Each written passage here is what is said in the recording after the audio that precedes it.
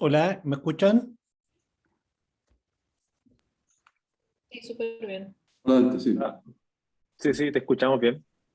Perfecto. Hola, Pablo, ¿cómo te va? No los veo, fíjate. Bien, ¿y tú, Veo algunos Dante? nomás. Arriba, Dante, en la esquina superior derecha, hay una parte donde dice vista, que como ahora el técnico está compartiendo pantalla, pero Te veo a ti arriba donde nomás. dice, Es que veo al que habla, no veo a la lista. arriba en la pestaña, en la esquina superior derecha dice vista y pon lado a lado galería, dice. Porque ahora debe estar con hablante. Perfecto. Ok, ahora los veo a todos, pero no veo la, la Ah, es que hojita de... el técnico dejó de compartir porque ya estamos como en la hora, hay que ver, yo ya vi que están todos los que exponen en esta mesa. Sí, Juan Diego, perfecto. Pablo, Javier, Ya, Francisco. estupendo. Pero Juan Diego García está, ¿o no? Sí, aquí estoy. Sí, Ah, acá está ahí. Ok, acá te veo, perfecto. Hola, hola Juan Diego, ¿cómo te va? Bien, Que bien. una moción de orden, Juan Diego nos envió un mail a toda la mesa pidiendo partir él, porque tiene que moderar una mesa posteriormente. Entonces, si no hay problema con el resto, partirías tú, Juan Diego, ¿te parece? No hay problema. Me parece bien. ¿Puedo partir o puedo ser segundo? No importa. Lo único que no quería era hacer el No, último. Pero sugiero que partas tú, Juan Diego, y luego seguimos el orden preestablecido, ¿te parece? me parece, Entonces, me parece. como son las 10:15, yo comenzaría. Entonces, Juan Diego, te doy la palabra, tienes 20 Hello, minutos, luego Jason. tenemos Thank 10 you very minutos much for para preguntas y comentarios. yeah, regarding the technical things, if we can just be sure that PowerPoint works well, because sometimes we discover last second difficulties, and it could be extremely useful to test everything. Indeed, this link.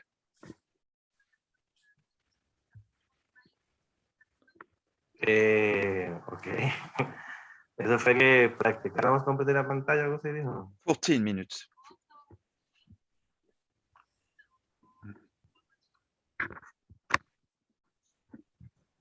No entendí muy bien esa indicación, pero voy a compartir mi pantalla de todas maneras.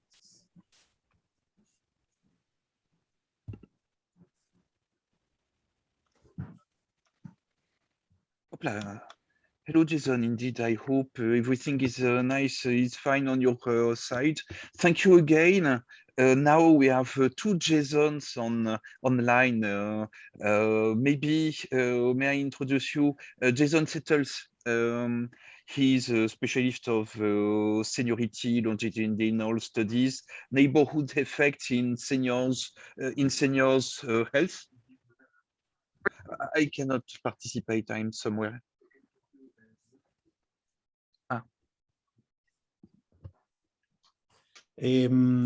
I think we have a problem here, Luis. We're saying that maybe Juan Diego might start and you can go the second one. Can you do that?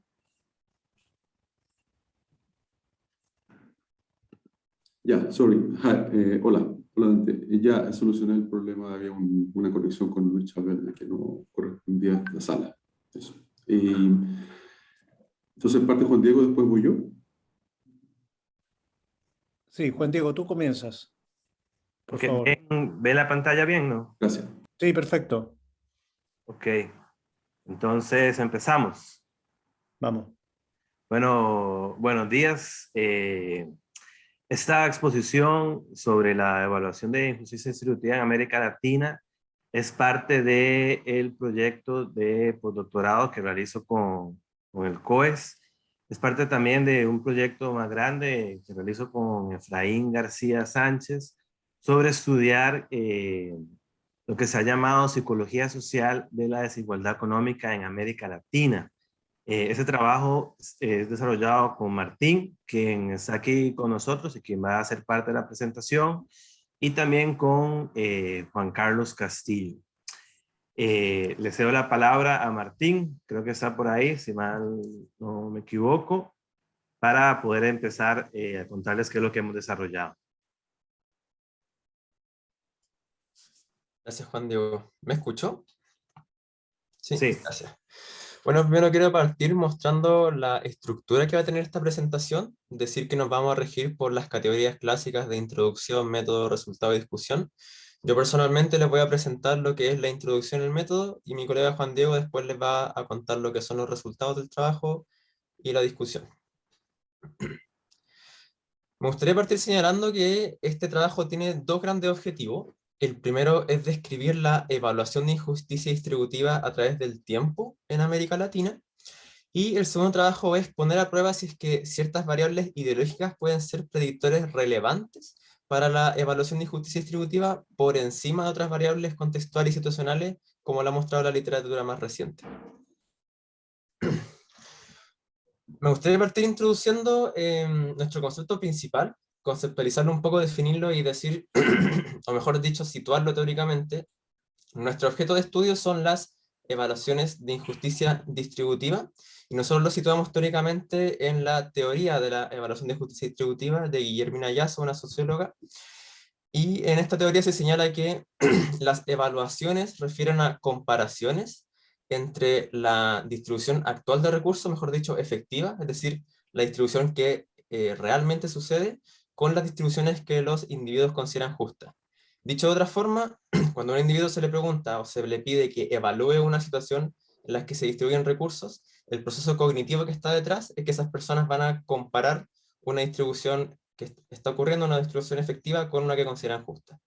Pasando a lo que son los antecedentes de este concepto de la evaluación de injusticia distributiva, en América Latina se han estudiado principalmente factores objetivos como predictores de este concepto. Por ejemplo, el trabajo que está citado ahí de Reyes y Gasparini, o también los trabajos de Kramer y Kaufman en 2011, han estudiado variables como la desigualdad objetiva del país, el desarrollo económico, o también otras variables más situacionales como la clase económica, la clase social, el estatus socioeconómico, el estado de desempleo o variables sociodemográficas.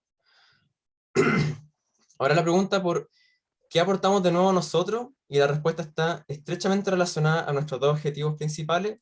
Primero es que tenemos hasta el momento la evolución más larga en el tiempo, es decir, este trabajo abarca una cantidad de olas de estudio de los datos que hasta ahora no han sido consideradas. Y segundo, que introducimos variables ideológicas como con un rol protagónico para explicar las evaluaciones de injusticia distributiva. Si bien esta relación entre ideología y lo que la gente piensa sobre la justicia en la distribución de recursos no es nueva, se ha estudiado en los 80, los 90 en otras partes del mundo, hasta ahora en América Latina las variables ideológicas se habían incluido más como con un rol de control o con un rol exploratorio. En cambio nosotros queremos explorar un rol más protagónico. Pasando a lo que es el método del trabajo, usamos datos de Latinobarómetro con 18 países, 13 olas, desde 1997 hasta el 2020, lo cual nos da un N mensual de 273.880 participantes.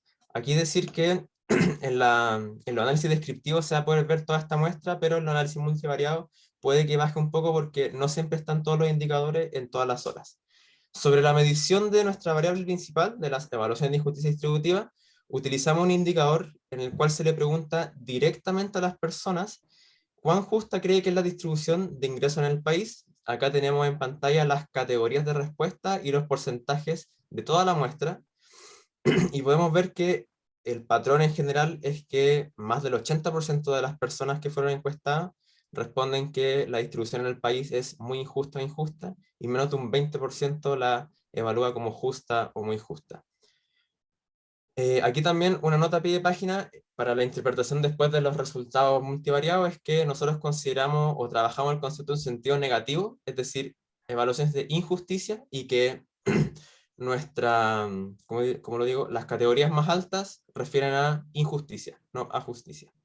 Por último, para pasarle la palabra a Juan Diego, respecto al método, además de los análisis descriptivos que le vamos a mostrar a continuación, en los análisis multivariados utilizamos regresiones logísticas ordinales multinivel. Hicimos dos análisis. Uno en el cual queríamos conocer el impacto que podría tener el tiempo en la evaluación de injusticia distributiva, y el otro análisis es evaluar o examinar, mejor dicho, el rol de las variables individuales, estructurales y especialmente las variables ideológicas como predictores de la evaluación de injusticia distributiva. Le paso la palabra a mi colega Juan Diego. Ok, perfecto. Nada más recalcar que, bueno, que es un trabajo todavía en elaboración, así que luego cualquier comentario que nos pueda ayudar a mejorarlo es bienvenido. Lo primero que les voy a mostrar es el promedio de lo que la gente contesta por país sobre injusticia distributiva. La línea azul es la tendencia en el tiempo, los puntos negros, bueno, que se ven un poquito, es el promedio por año, el resultado por año, y la línea anaranjada es el promedio general durante los 23 años que abarca el estudio. ¿Qué es importante sobre ese resultado? Bueno, lo primero es que en general hay una gran evaluación de injusticia distributiva en América Latina que no ha cambiado con el tiempo. Desde la primera medición en el 97 hasta la última que se publicó hace un par de meses, en general, como comentaba Martín, en América Latina se evalúa la distribución de recursos económicos como muy injusta. Y eso es una tendencia que se ha mantenido en el tiempo. Han habido algunas variaciones, pero en general se ha mantenido estable. Lo que llama la atención, voy a mover eso un poquito por acá porque tengo el video de la derecha, no puedo ver la presentación, es que, bueno, hay algunos países que consideran la desigualdad como menos injusta, ¿verdad? Que en este caso son Nicaragua, Ecuador y Bolivia, son los que presentan las evaluaciones de la evaluación de justicia como menos injusta. Aquí el número menor refiere a menos injusta, ¿no? Digamos, todavía no tenemos una interpretación muy clara de por qué esos países consideran en comparación a los demás la distribución como muy injusta. Resalta, digamos, en el caso de Ecuador y Bolivia, que han tenido gobiernos progresistas en mayor parte o en alguna parte de los 23 años. El caso de Nicaragua es interesante porque si bien es cierto, digamos, vino de un proceso revolucionario, de una contraofensiva luego de los Estados Unidos, hoy por hoy es catalogado como una dictadura, ¿no? Por el gobierno de Daniel Ortega. Sin embargo, la evaluación es el país que considera que la distribución es menos injusta. Hace poco en otro estudio centroamericano encontramos el mismo resultado. Digamos, Nicaragua, un poco paradójicamente, manteniendo ese resultado. Okay. Y lo otro que encontramos es cuáles son los países que consideran la desigualdad como más injusta. En este caso, Chile, que sería el país que lo considera más injusta, Argentina y Brasil. Que de nuevo, todavía no tenemos, digamos, nosotros, bueno, yo soy psicólogo, el equipo está formado por psicólogos y sociólogos, y todavía no tenemos como una interpretación muy clara, digamos, de ese resultado primero descriptivo. Ok. Ahora este segundo resultado es el impacto del tiempo en la evaluación de justicia distributiva. Aquí el punto en el gráfico es el resultado promedio y luego la barra es el error de estimación. Entonces, todos aquellos países, digamos, donde las barras ya sea la roja o, vamos a decir, la celeste, cruzan, digamos, el punto, la barra que está ahí en el 1, no podríamos decir que el tiempo tenga un efecto, digamos, o haya cambiado su evaluación a lo largo del tiempo. Entonces, si lo vamos a ver por arriba, ya lo vamos a retomar. Chile y Costa Rica serían los países en los cuales se ha evaluado la desigualdad como más injusta a través del tiempo, es decir, a como pasa el tiempo, se considera más injusta. Y del otro lado tenemos Perú, Uruguay, Argentina, Bolivia y Ecuador, que a través del tiempo consideran la desigualdad como más injusta. Entonces, bueno, decir que en la mayoría de los países no hubo cambios en el tiempo, se ha mantenido constante en 10 de 18. Como les decía, Ecuador, Bolivia, Argentina, Uruguay y Perú, la evaluación de justicia distributiva ha disminuido con el tiempo. Y en el caso de Costa Rica y Chile, la evaluación de justicia ha incrementado con el tiempo.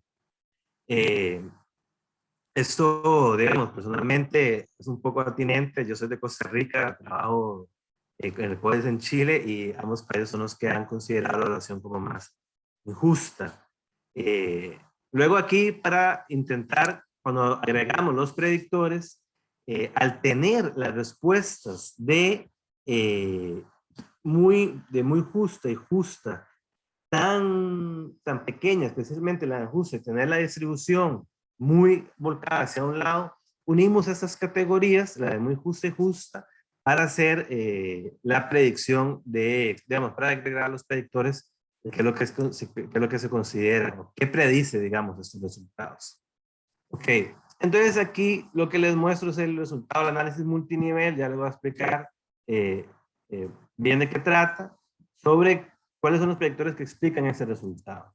En el primer cuadrante, esto es el promedio, digamos, entre países. Ahí vemos que el índice de desarrollo humano es el predictor más fuerte, igual que también la percepción de movilidad ascendente.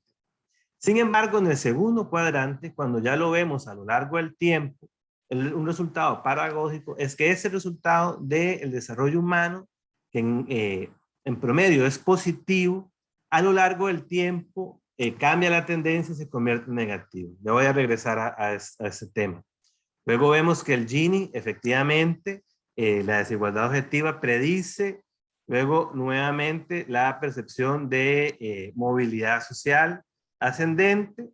En el tercer cuadrante podemos ver las variables ideológicas, las cuales todas son positivas, menos el conservadurismo político. Y en el último cuadrante vemos las variables sociodemográficas.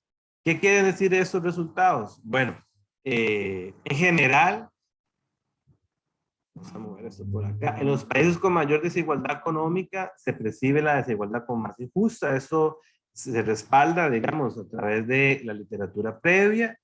Y luego, en los países con mayor desarrollo humano, la desigualdad es evaluada como más injusta. Ese es el resultado del primer cuadrante.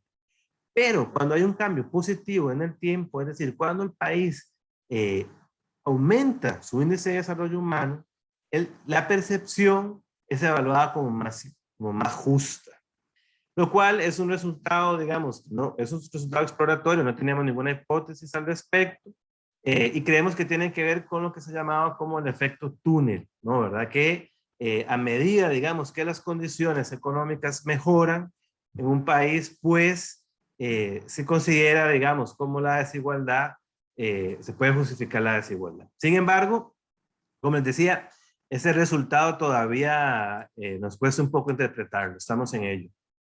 Luego también, como podíamos prever a nivel individual, las personas de izquierda, quienes están más en contra de la economía de mercado, quienes esperan que la situación de su familia esté peor y la de su país, lo que consideran que va a ser peor en el futuro, y quienes cuentan con menos creencias religiosas consideran la distribución de recursos como más injusta. A través del tiempo, en los países que se espera en menor medida que haya una movilidad social ascendente, la distribución de los recursos se evalúa como más injusta. Esta variable ideológica, la percepción de movilidad social, debe ser uno de los indicadores más importantes a la hora de predecir la evaluación de justicia distributiva. ¿Y qué podemos concluir o qué estamos discutiendo? Bueno, en general, la evaluación de injusticia es estable en América Latina. Las personas consideran que la desigualdad no es justa, es muy injusta. Sin embargo, hay diferencias y especificidades por países que hay que considerar, que lo mostraron en un principio. Luego, a nivel individual, las tendencias ideológicas son predictores estables de la evaluación de justicia distributiva en América Latina, como predictores importantes. Y luego, los patrones predictivos por país, esos sí son menos estables, los resultados por país son menos estables, los individuales lo son más, y hay resultados intrigantes, ¿no? Que todavía estamos por intentar explicar. Luego de esto, nuestra intención es conocer o seguir explorando no tanto los predictores de la evaluación de injusticia, sino más bien cómo la evaluación de justicia puede tener un impacto en otras variables, como puede ser la cohesión social, el malestar y las acciones colectivas. Bueno, de parte nuestra, eso era la presentación. Muchas gracias. Muchas gracias, Juan Diego y Martín, muy preciso con los tiempos. Tenemos un rato ahora para preguntas, comentarios. Doy la palabra. ¿Tiene alguien alguna consulta, algún comentario, alguna duda, alguna sugerencia? Bueno, quizás para quebrar el hielo yo puedo hacer una pregunta. Venga. En estos modelos temporales, ¿verdad? Cuando tienes la serie de tiempo y estimas estos modelos haces un logit multinivel, entendí, pero también hay otras opciones metodológicas. Por ejemplo, tú podrías estimar este modelo con efectos fijos por países. ¿Te das cuenta? Creo que hay cierta variación dentro de los países que no vas a poder controlar por la cantidad de variables que tienen. Me quiero explicar. Por ejemplo, tú puedes tener, no sé, Honduras con cierta cultura, con ciertas percepciones, con ciertas visiones respecto a lo que es desigualdad, muy distinto a lo que es Paraguay, por ejemplo. Entonces tú tienes que controlar por efectos fijos del país antes de recoger los parámetros a estimar, de tal manera de aislar esos efectos idiosincráticos asociados a cada país. Entonces esas estimaciones se llaman estimaciones por efectos fijos y que puede ser un análisis de robustez, por ejemplo, o de chequeo de consistencia de los resultados cuando examinas de esa forma. Creo que podría beneficiarse posteriormente la interpretación entre países, ¿cierto? Porque estarías controlando variaciones within country. Entonces, en ese sentido podría ser un análisis que podrían explorar a futuro. ¿Ok? No sé si me expliqué. No, sí te explicaste y me queda resonando. Creo que es una alternativa importante.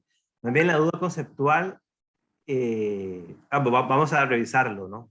Porque creo que puede ser valioso. Más bien mi duda sería si no quisiéramos que estas cuestiones idiosincráticas tuvieran un efecto. Es decir, si quisiéramos realmente controlar ese efecto dentro de los resultados o no, en términos teóricos, ¿no?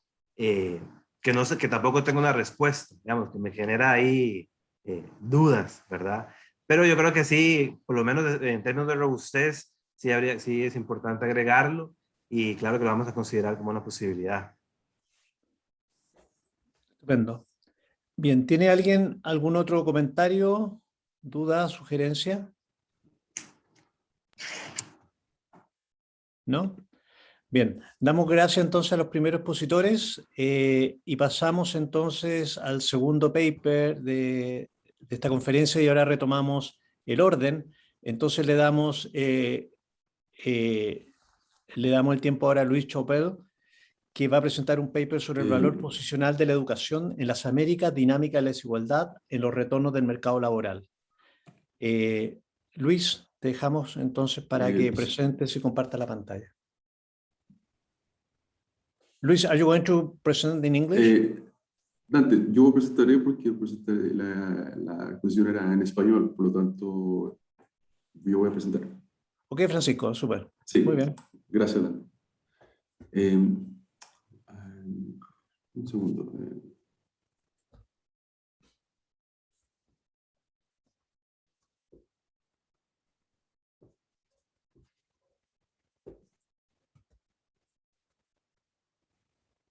¿Se ve en pantalla, no?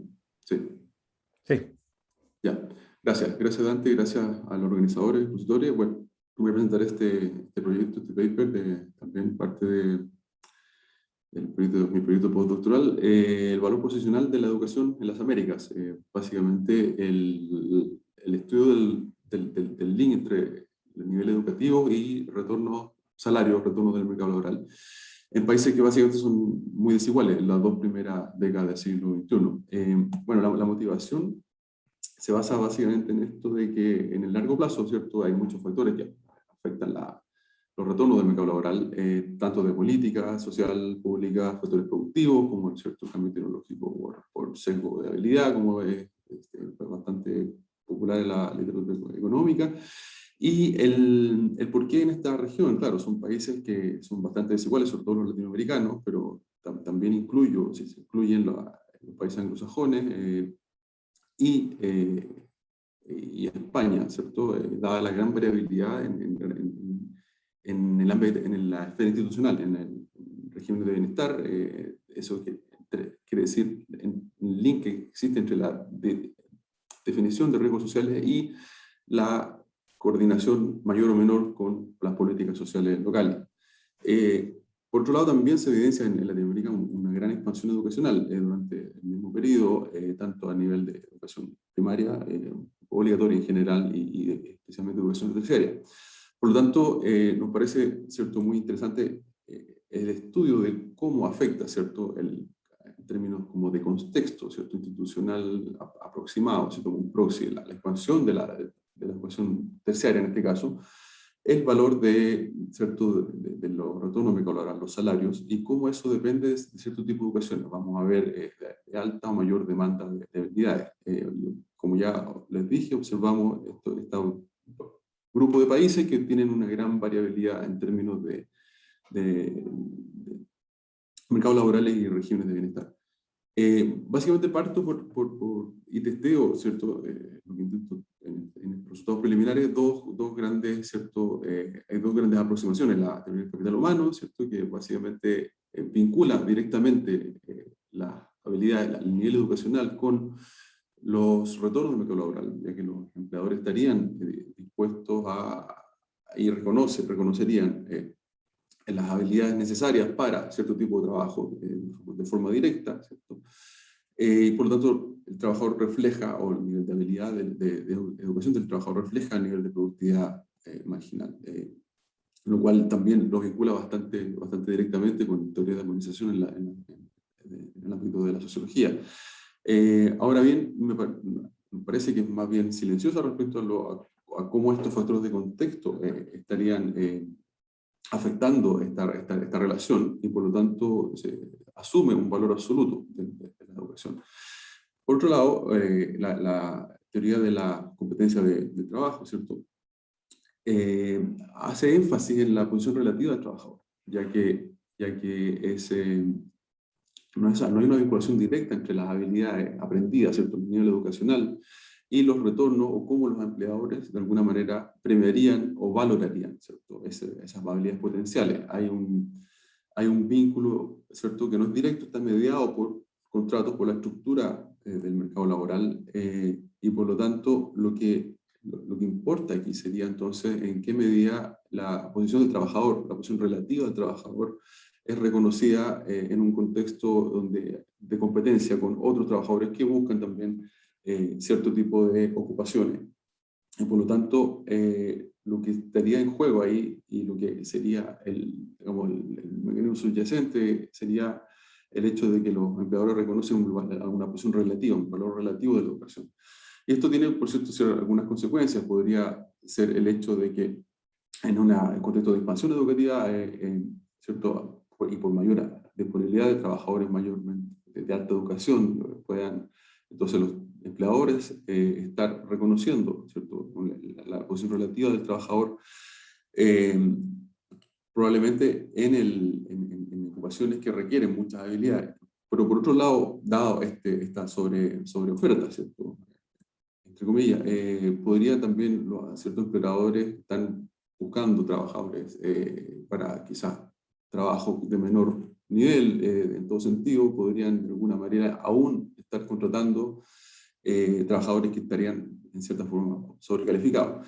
Por lo tanto, básicamente exploro todas estas cosas en básicamente la hipótesis de cuánto más estaría valorada el nivel de educación al absoluto trabajador respecto al nivel de salario que obtiene, respecto a su posición relativa, ¿cierto? Y cómo esta posición relativa sería valorada por los trabajadores, por los empleadores, perdón, y la relación, ¿no?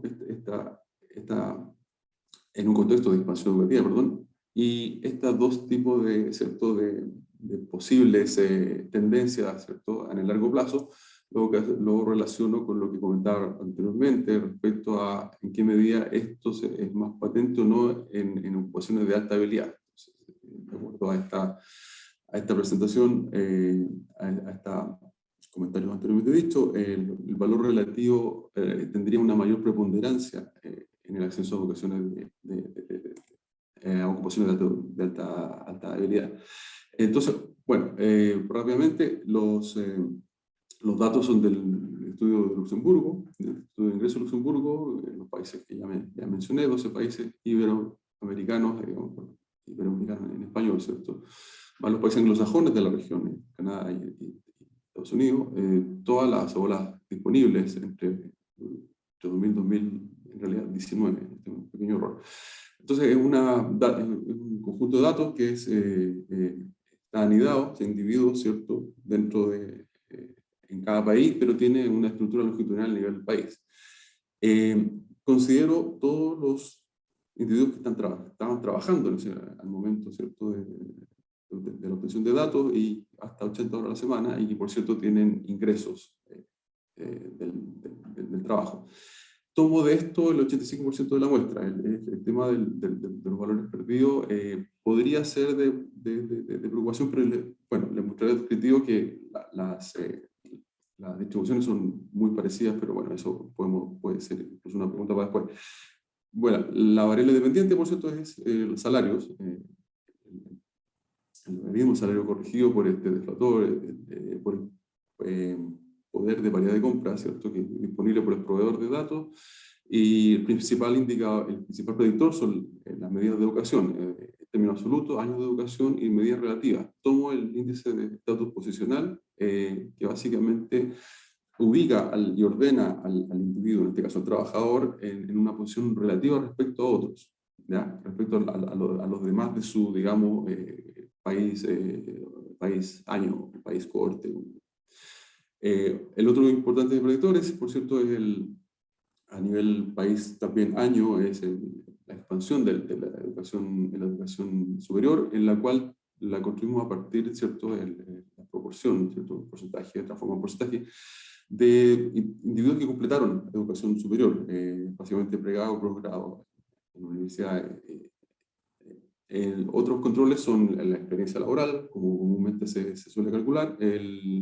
El tipo de trabajo, tomamos una DAMI, simplemente en esta etapa, básicamente que describe profesiones, y administradores, técnicos y otros profesionales, etc. Otros controles son cierto género, si el trabajo part-time, si está casado o no, número de horas. Tal como mencionaba antes hace un momento, para tratar de aislar, y lo voy a ver más en los métodos, ¿cierto?, el efecto dentro de cada país del cambio en el largo plazo está controlado. Controlamos todas las diferencias no observadas por las DAMIs de país, y agregamos también, para controlar cualquier otra tendencia de largo plazo, el tiempo como una tendencia lineal, construido a partir del año de ingreso, año de referencia de ingreso. Solo para describir esta transformación de la variable de educación, cuando la transformamos como un ranking cumulativo, ¿cierto?, en percentiles, lo que sería equivalente a percentiles, índice posicional de estatus educativo, en ese sentido, se distribuye de esta manera, ¿cierto? Entonces, básicamente, el 0, el 50, pero sería bastante sensible para capturar diferencias en las colas, ¿cierto? Por ejemplo, el valor número 4 es casi como el 98%, o percentil 98, etc. Eso básicamente, bueno, eso es por país, pero en honor al tiempo me lo saltaré. Bueno, el modelo es un modelo LS, pero tiene la particularidad de que tratamos de aislar entonces este efecto contextual de la expansión de la educación dentro de cada país a lo largo del tiempo. Nos interesa, por cierto, especialmente para la hipótesis que relaciona la expansión a nivel educacional y el tipo de ocupación, la interacción triple, ya que las otras las capturamos por la expansión educacional, cómo afecta la expansión educacional el nivel absoluto y o relativo de educación del trabajador para predecir el nivel de ingreso. Ahora bien, agregamos también, hay un paper muy interesante que yo lo recomiendo, de Gieselman y Smith-Catran, sobre cómo capturar estos efectos dentro de cada país, ¿cierto? En el largo plazo, en la cual, además de las dummies de países, se incluyen dummies pendientes específicas de cada país para poder aislar aún más, ¿cierto? Este efecto, ¿cierto? De la expansión educacional dentro, ¿cierto? De cada país, tomando en cuenta todas las diferencias entre países, que es la aproximación que tenemos para ello. Bueno, esas son las dummies. Solo muy rápidamente, los descriptivos, la muestra completa con toda la información disponible y versus la muestra utilizada para los análisis. Vemos que son bastante similares, tal vez solo aquí la expansión educativa difiere un poco, no obstante no es tan diferente a mi juicio, podemos discutirlo después. Esto me lo va a saltar, pero podemos volver a él. Voy directo a la distribución primero que nada, la relación entre países, entre el periodo inicial en negro y el periodo final, ya 2018-2019 aproximadamente, en donde relacionamos la expansión, ¿cierto? El cambio dentro de cada país, con niveles en promedio para cada país de salario. Vemos que hay bastante heterogeneidad, bastantes diferencias. Algunos países tienen una tendencia ligeramente creciente, pero básicamente estable. Otros, por ejemplo, aquí Chile muestra una gran diferencia, lo mismo que Perú. Pero por otro lado también hay otro tipo de tendencias que son más bien decrecientes, por lo tanto hay una gran heterogeneidad al respecto.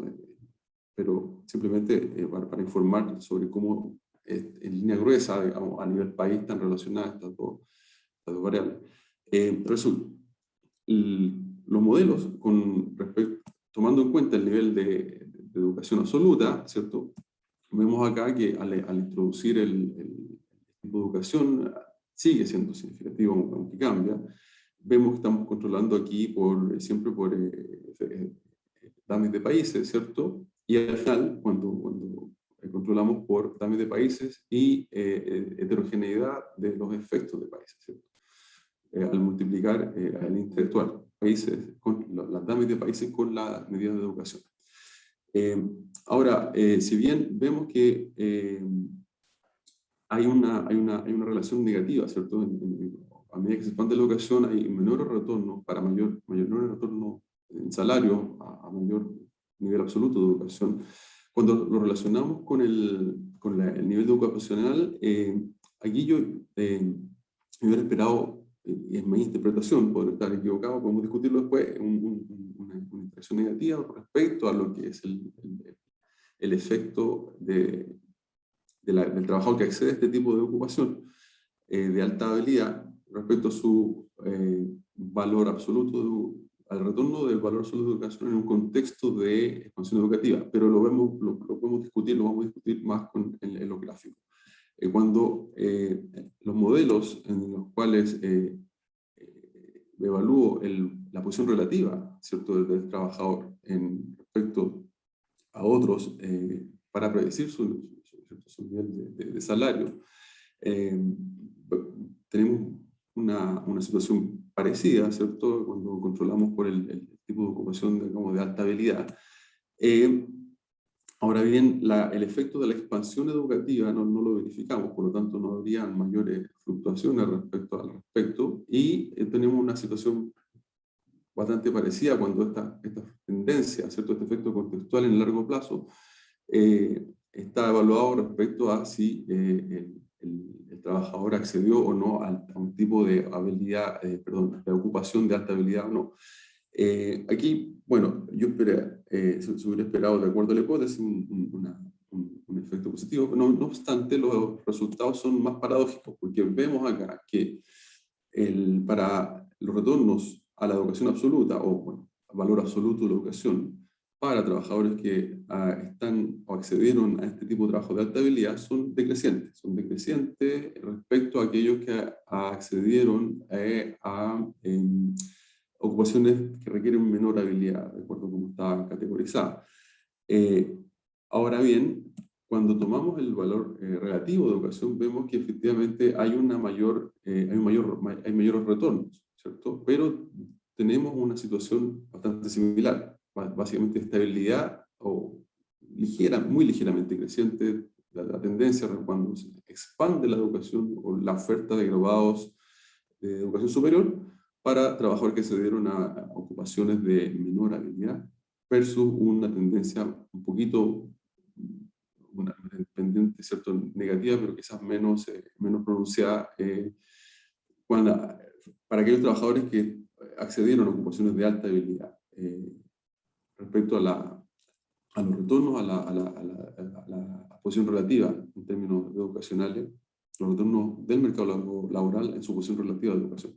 Por lo tanto, si bien hay una mayor valoración, o podríamos decir que en general, tomando en cuenta, ¿cierto?, todas las diferencias entre países, podríamos decir que, claro, se valora más la posición relativa del trabajador.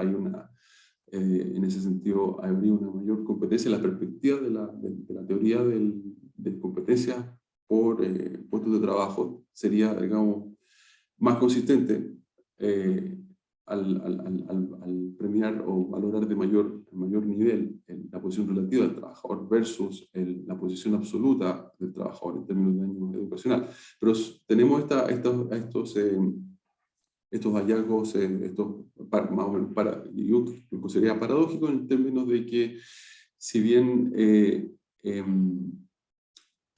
se explicaría el hecho de que si hay una sobreoferta de trabajadores graduados, aun cuando la posición relativa del trabajador importe no se verifica o no se verificaría, no sucede que esta posición relativa importe cuando el trabajador accedió a estas ocupaciones de alta habilidad. Por lo tanto, sería consistente en ese sentido con una suerte de desajuste entre, ¿cierto?, las demandas de habilidades y los niveles de logro educacional disponible y el cambio en ellos en el tiempo, ¿cierto? Unas posibles consecuencias, ¿cierto?, podrían ser el hecho de que se estaría, ¿cierto?, desviando a postulantes de menor nivel educacional, lo cual podría incrementar desigualdades, pero al mismo tiempo, por cierto, podría esta merma o menor nivel relativo de ingresos estaría también empujando por una disminución de desigualdades respecto a otro tipo de trabajadores de menor habilidad, ¿cierto?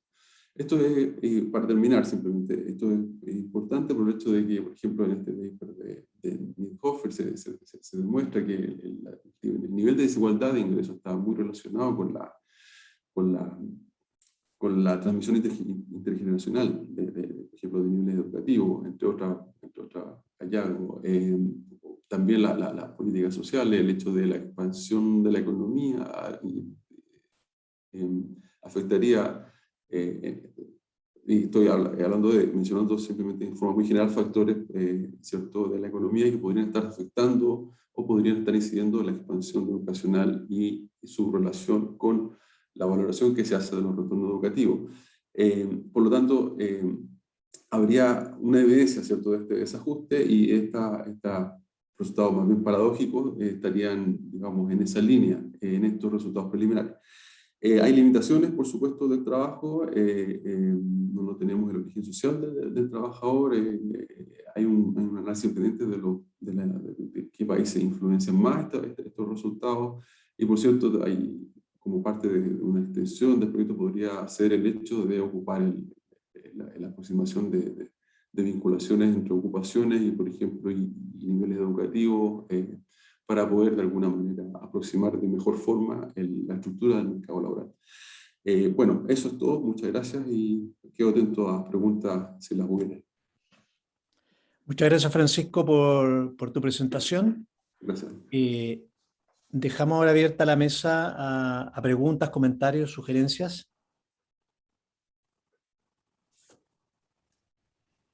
¿Quiere alguien comenzar? Ya, yo tengo un par de preguntas, Francisco. Sí. Entonces, tengo 3 preguntas, de hecho. Hay un resultado que no lo mencionaste y que aparece bien clarito en las tablas que tú presentaste, en la tabla principal donde estaban las regresiones ahí, Ya. que era el efecto de female. O sea, el efecto gender te da un efecto negativo bien fuerte para todas Sí. las muestras, después de controlar por todo lo que controlaste y controlar por country fix effect y esas cosas. Entonces, ahí hay un efecto bien importante, ¿ya? Entonces, a mi juicio, el tema género en esta materia es un tema que uno no puede soltar. Creo que hay que examinar el rol de género en términos de inequality. Eso es como un tema importante y que por lo menos no lo vi en la parte de la discusión. Segundo, es el tema de la expansión de educación, que es interesante y claro, hay algunas cosas que pueden ser interpretadas como medias curiosas, paradojas que en los resultados, pero a mí me parece que la expansión, por lo menos en los países de América Latina que yo he visto, de educación superior, es bien heterogénea la calidad de esta expansión. No es lo mismo de las universidades más tradicionales versus las nuevas universidades que se han ido creando. Entonces, en las nuevas, déjame decirlo así, mucha de la expansión en la educación superior está explicada por expansión en universidades no tradicionales con calidad heterogénea. Hay universidades de muy buena calidad y universidades de mala calidad. Por lo tanto, yo no sé si es que en la base de datos 2000 a 2018 ustedes podrían incluir alguna variable que calibre algo así como calidad de la expansión universitaria o de la educación en general. Si es que pudieran hacer eso, quizá esa sería una variable que podría ser interactuada y por lo tanto ver si es que estas trends que tú veías que eran un poco raras, digamos, se ajustarían o podrían generar alguna explicación en esa materia también. ¿Ya? Creo que ahí hay una parte importante que al menos hay que hacerse la pregunta. Los datos, por ejemplo, que nosotros tenemos en Chile, cuando tú examinas en Chile, tú te das cuenta que para muchas personas que accedieron a educación universitaria nueva, digamos, tuvieron un retorno equivalente a aquellas personas que fueron a CFTs o institutos profesionales. Es decir, carreras de 5 años son equivalentes a carreras de 2 o 3 en términos de retorno en el mercado del trabajo, y eso habla de un diferencial de calidad importante en esa institución. Entonces, creo que es importante calibrar por la calidad de la institución, sobre todo en América Latina. Creo que tienes Canadá y Estados Unidos también en la muestra, ¿no? Entonces, claro, ahí probablemente hay alguna institucionalidad mejor que la que hay en América Latina, pero por lo menos como hay una fracción importante de países, creo que es importante considerarlo. El comentario siguiente tiene que ver entonces con la interacción de estos retornos también por género. ¿Te das cuenta? Es decir, la expansión pudo haber beneficiado distinto a hombres y a mujeres también. O sea, si mujer juega un rol en el inequality, quizás también puede jugar un rol en la interacción con la expansión. ¿La expansión fue homogénea para hombres y mujeres o fue diferenciada para hombres y mujeres? Creo que esa es una pregunta de interacción que también es relevante. Y el último, un comentario más técnico. Tienes países de tamaño muy distinto en tu muestra, ¿cierto? Lo dijiste justo al final. Eso requiere ajustar la matriz de varianza-covarianza de tus estimaciones. No sé si lo hicieron. ¿Te das cuenta? Es decir, el número de observaciones de Estados Unidos ciertamente muy distinto al de Chile.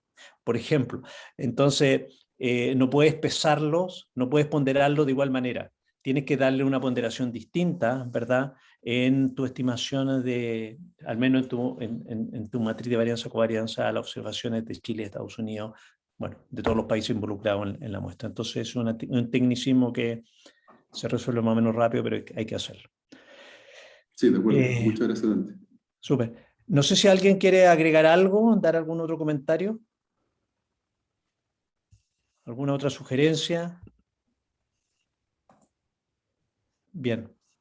Si es que no, pasamos a la última presentación de esta sala, digamos, que la va a hacer Pablo Pérez, ¿verdad? Y el paper es Clases, Relaciones Laborales y Percepciones de Conflicto en Perspectiva Comparada. Pablo. Gracias, Dante. ¿Se escucha bien, no es cierto? Perfecto. Ya, voy Se a... ve bueno, bien ahí- también. ya, excelente. Ya, bueno, lo que yo voy a presentar hoy día es el paper que acaba de mencionar Dante, que es un paper que estoy realizando, en el cual estoy trabajando en el marco de mi proyecto Fondo de Citinización, que ya acaba de empezar el último año de la investigación. Bueno, a ver, estoy teniendo problemas para cambiar la... Ahí. Bueno, la motivación central de este paper es estudiar el conflicto, las percepciones de conflicto laboral en una serie de países y generar algún tipo de explicación comparada. Las preguntas claves que orientan este artículo son tres. Primero, bueno, cómo atributos individuales como la posición de clase de las personas y el no estar afiliado a sindicatos afecta el nivel de conflicto percibido por ellos. En segundo lugar, cómo factores contextuales de tipo institucional y político, como por ejemplo el tipo de regulación de las relaciones laborales y el nivel de poder sindical o el grado de poder sindical afectan dichas percepciones. Y en tercer lugar, en qué medida estos factores contextuales interactúan o modelan el efecto de los atributos individuales como la clase y la afiliación a sindicatos. Pasó algo ahí. Esta motivación o estas preguntas dan origen a una serie de hipótesis que se derivan directamente de la literatura reciente sobre el tema. En primer lugar, la literatura sobre clases sociales y afiliación a sindicatos han llegado bastante evidencia respecto a que ambas variables definen variaciones significativas en el nivel de conflicto percibido. Bueno, como se sabe, la literatura sobre clases sociales señala que la posición de clase que tienen las personas define en parte su posición privilegiada o subordinada en las relaciones de empleo, en las relaciones de trabajo, lo cual produce intereses materiales que son disímiles, orientaciones diferentes, o diferentes tipos de economías morales, etc. De manera similar, la literatura sobre afiliación a sindicatos muestra que el estar afiliado a un sindicato genera una serie de efectos subjetivos. Por ejemplo, politiza a las personas, a los trabajadores, y en cierta medida genera, digamos, una mayor conciencia de la oposición de intereses que existe entre los diferentes actores involucrados en la relación laboral. A partir de esto, las dos primeras hipótesis que yo intenté contrastar en este trabajo es, uno, la percepción de conflicto es mayor en las personas que se encuentran en una posición de clase subordinada en comparación a las personas que se encuentran en una posición de clase privilegiada. Y en segundo lugar, la percepción de conflicto es mayor entre quienes están sindicalizados. Bueno, respecto a los factores contextuales, la literatura sobre estado de bienestar y sobre corporativismo ha señalado que tanto el tipo de regulación laboral que predomina en cada país como el nivel de organización sindical son aspectos importantes para identificar variaciones en el nivel de conflicto laboral. En esta literatura, desde la década de los 70 en adelante, se ha mostrado consistentemente que los países con una tradición corporativista democrática particularmente, son países que en comparación a los países con regulaciones más liberales, tienden a tener relaciones laborales más centralizadas, con negociaciones colectivas centralizadas. Bueno, obviamente países con organizaciones sindicales fuertes, en donde existe una alta cobertura de la negociación colectiva y en donde existe diferentes formatos de tripartismo, entendiendo el tripartismo como la base de pactos sociales que son más o menos estables. Lo importante de esta literatura es que ha señalado consistentemente que una de las consecuencias centrales de este tipo de regulaciones y de estos aspectos políticos ligados al poder sindical es que en los países corporativistas, bueno, los sindicatos son más fuertes, tanto en su nivel de organización como en su capacidad para formular o incidir en la formulación de políticas públicas. De manera similar, se ha demostrado que en estos países existe una menor desigualdad socioeconómica, los sindicatos tienden a, por el hecho mismo de que tienen poder, los sindicatos tienden a moderar sus demandas y tienden a moderar como su militantismo, por decirlo así, y por lo tanto, la consecuencia de esto es que en este tipo de países tiende a existir menor conflicto de clases. Por ejemplo, una actividad huelguista que es mucho más baja que en los países donde la negociación colectiva es descentralizada, donde no hay acuerdos tripartitos que sean a nivel sectorial o nacional, que, bueno, que sean estables, etc.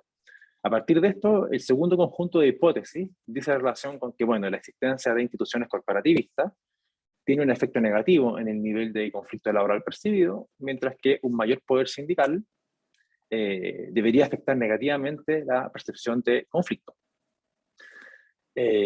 Bueno, por último, la literatura reciente también ha señalado que existe un efecto de interacción entre estas variables de nivel macro y algunas variables como de nivel individual o de nivel micro. Por ejemplo, en un artículo reciente, Kersey y Schoeffer plantean que, bueno, que ellos analizaron casi 60 países y lo que ellos muestran es que, en general, la afiliación a sindicatos tiende a, por ejemplo, a estar positivamente relacionada con la participación en huelgas o en otro tipo de acciones disruptivas.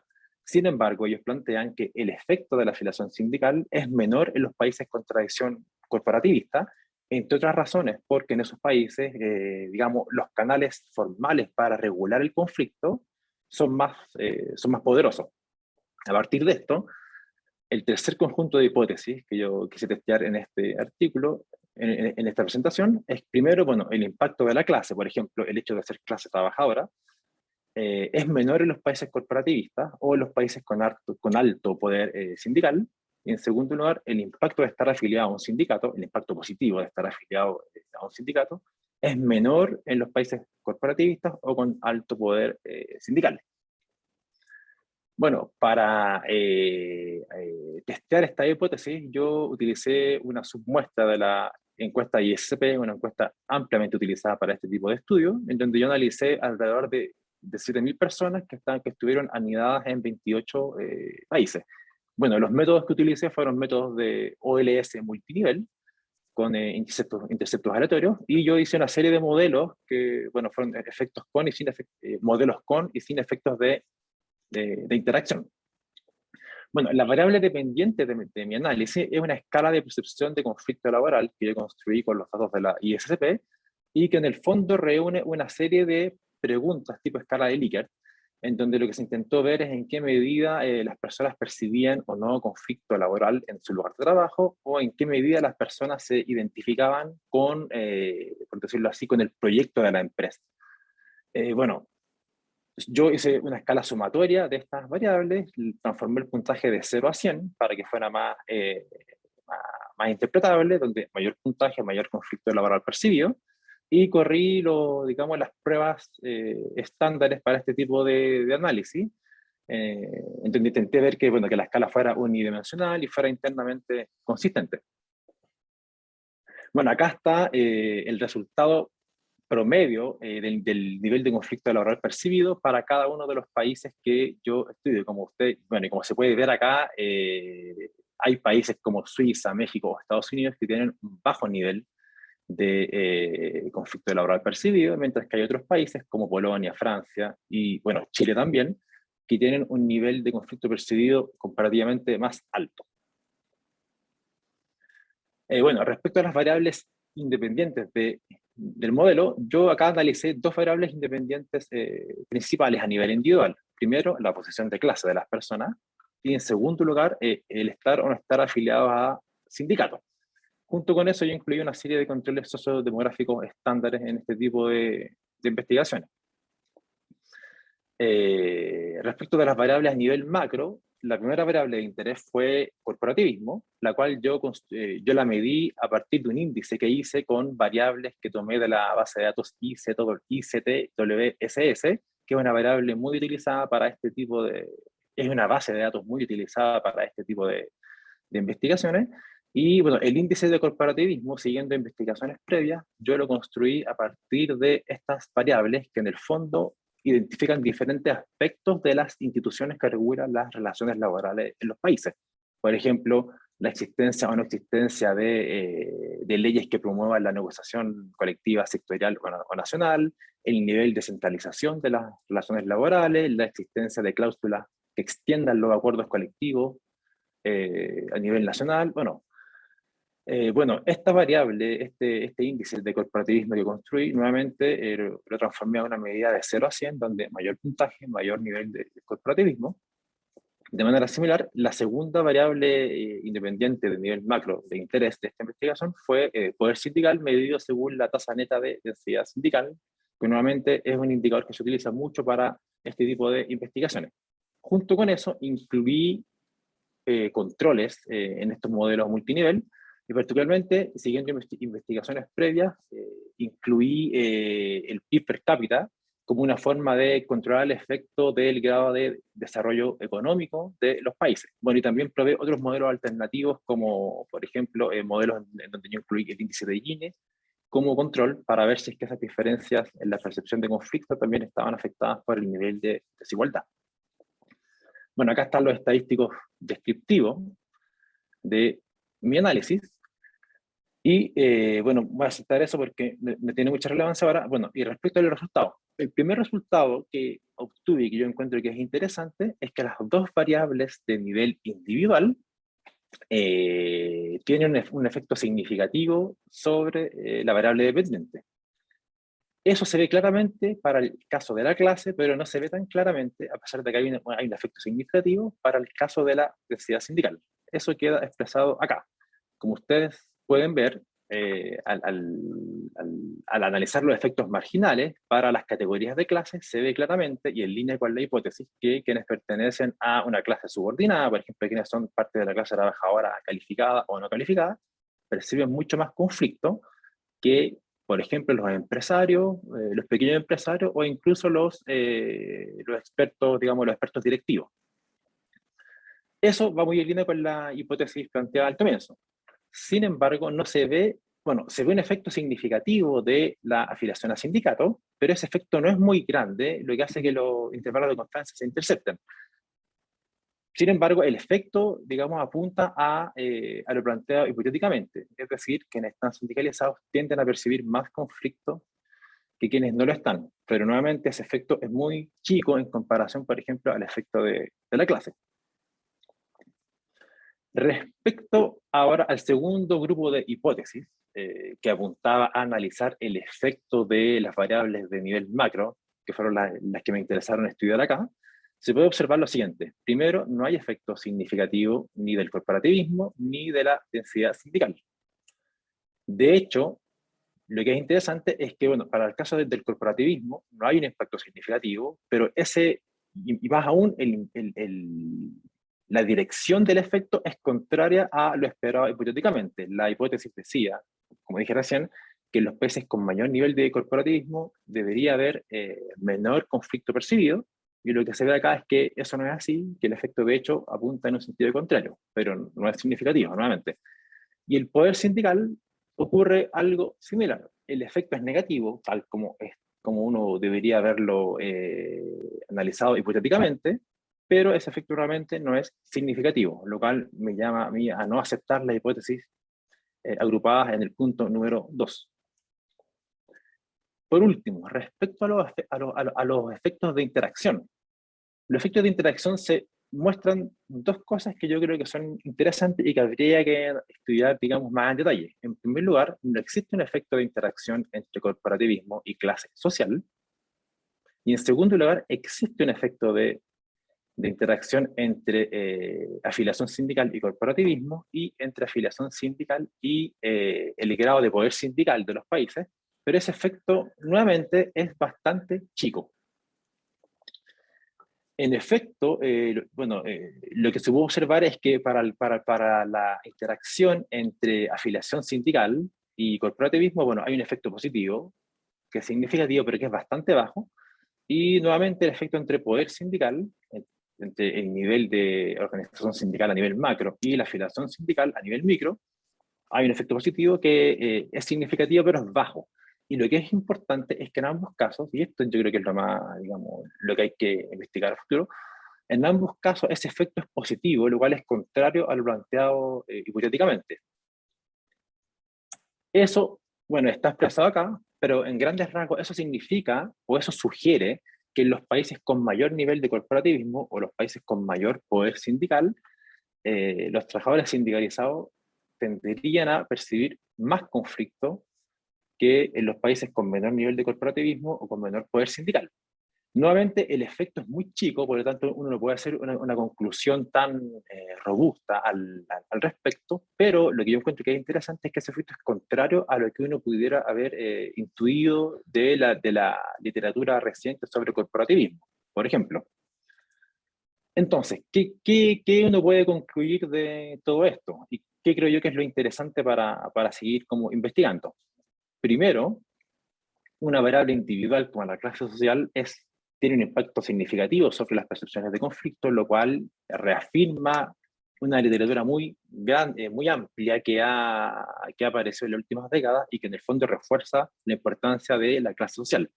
Algo similar, pero digamos no tan robusto, puede ser dicho respecto a la afiliación sindical. Lo que yo creo que es importante en este caso es que no observé efectos significativos ni de corporativismo ni del poder sindical. ¿Qué es lo que puede explicar esto? Recientemente y actualmente hay un debate muy importante en la sociología sobre relaciones laborales respecto a la erosión de diferencias institucionales, al menos en los países desarrollados.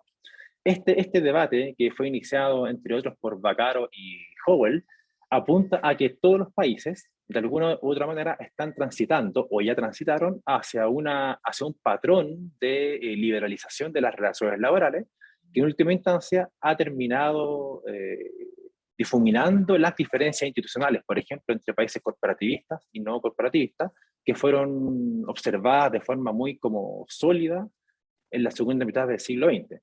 Bueno, una posible explicación de la ausencia del efecto de corporativismo y del poder sindical podría ser esta. Sin embargo, igual existe un efecto de interacción que es débil, pero que es chico, pero es estadísticamente significativo, entre ambas variables del nivel macro y afiliación sindical. Lo que es interesante, nuevamente, y como lo dije recién, es que ese efecto es contrario a lo que uno podría haber hipotetizado de la lectura de la literatura reciente sobre corporativismo. Y de hecho, ese efecto es más parecido a lo que plantearon en décadas pasadas analistas o estudiosos de las clases sociales, tales como Eric Olin Wright y Stefan Svalfors. Ellos, bajo diferentes metodologías, argumentaron que la existencia de relaciones corporativistas o la existencia de un movimiento sindical, digamos, robusto, potente, en última instancia tendería a incrementar percepciones de conflicto, porque en el fondo lo que ocurriría es que esas variables tenderían a politizar, por ejemplo, el debate sobre desigualdad y tenderían a crear orientaciones colectivas más sólidas entre, por ejemplo, quienes pertenecen a la clase trabajadora. Siguiendo ese argumento, uno debería haber esperado algo similar a lo que yo observé acá, es decir, que existiera un efecto de interacción positivo entre, por ejemplo, la afiliación sindical y la existencia de un movimiento sindical fuerte o la existencia de regulaciones de tipo corporativista. Bueno, para ir cerrando, un hallazgo interesante que yo he encontrado hasta ahora y que de hecho quiero seguir investigando es que en todos los modelos que yo estudié, el PIB per cápita consistentemente tuvo un efecto significativo y bastante como robusto, bastante consistente. En términos del efecto directo, lo que yo observé es que el PIB per cápita reduce las percepciones de conflicto laboral. Y en términos de los efectos de interacción, lo que yo puedo observar es que el PIB per cápita reduce el efecto positivo asociado a, por ejemplo, ser de clase trabajadora. Eso queda expresado más o menos acá. Lo que se observa en este gráfico es que en los países con mayor nivel de PIB per cápita, el conflicto entre trabajadores y empresarios es menor, y al mismo tiempo el impacto, por ejemplo, de ser de clase trabajadora es menor en comparación a un país que tenga un nivel de PIB per cápita bajo. Esto que yo, digamos, no quería, no era mi foco principal del artículo, y que lo encontré de forma bastante consistente, va muy en línea con el argumento que ya es clásico respecto a que la prosperidad de los países tendría a reducir el conflicto de clase, en parte porque cuando hay más prosperidad económica, el estándar de vida de todos, pero particularmente de los sectores más desfavorecidos, tendería a incrementarse, lo cual tendería a, bueno, a reducir el conflicto y reforzar orientaciones más consensuales respecto a la desigualdad de clase. Bueno, eso es algo que yo encontré, pero que yo creo que debería ser estudiado, porque de hecho en investigaciones recientes, en donde se ha comparado el efecto de PIB per cápita y el efecto de, por ejemplo, del coeficiente de Gini, lo que se ha demostrado es que la variable que impacta más en este ámbito es el coeficiente de Gini, o sea, el nivel de desigualdad.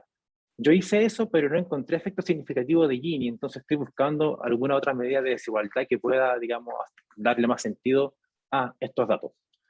Bueno, lo voy a dejar hasta acá, y solo un dato para ir terminando. Les sugiero que visiten esta página, que es la página del proyecto Fondesit en el cual estoy trabajando, y ahí estoy subiendo no solo estas presentaciones, sino que también los datos y una serie de análisis estadísticos que estoy utilizando en el marco de este proyecto. Muchas gracias. Bien, muchas gracias, Pablo, por tu presentación. Tenemos tiempo para comentarios, preguntas. No sé si alguien quiere comenzar.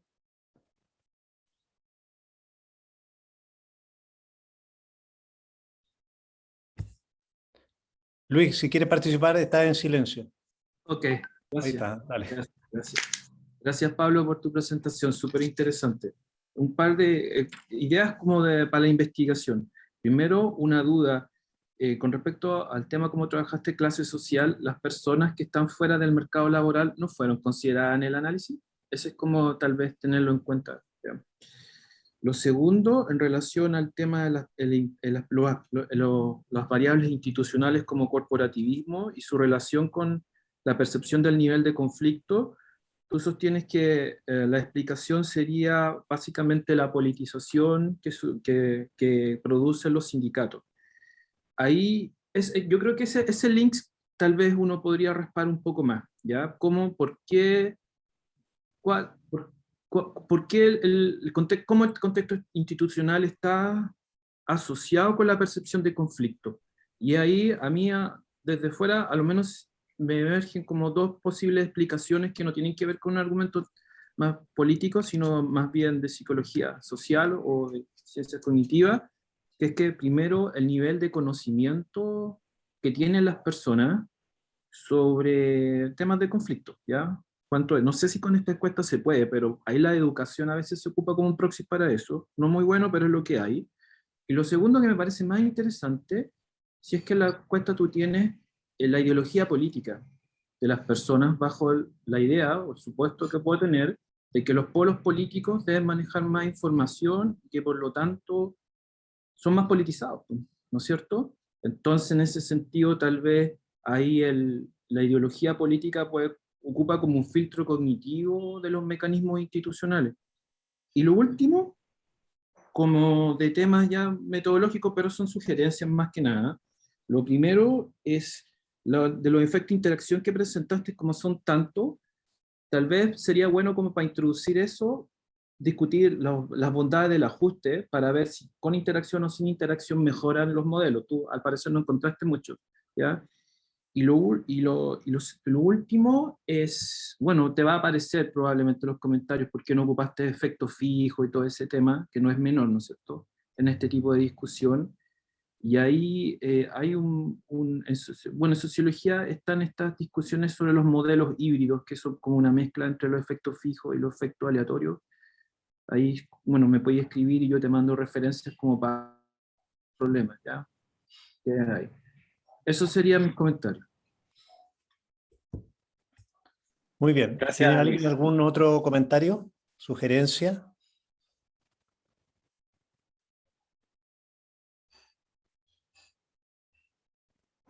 Bien, yo tengo algunas, Pablo.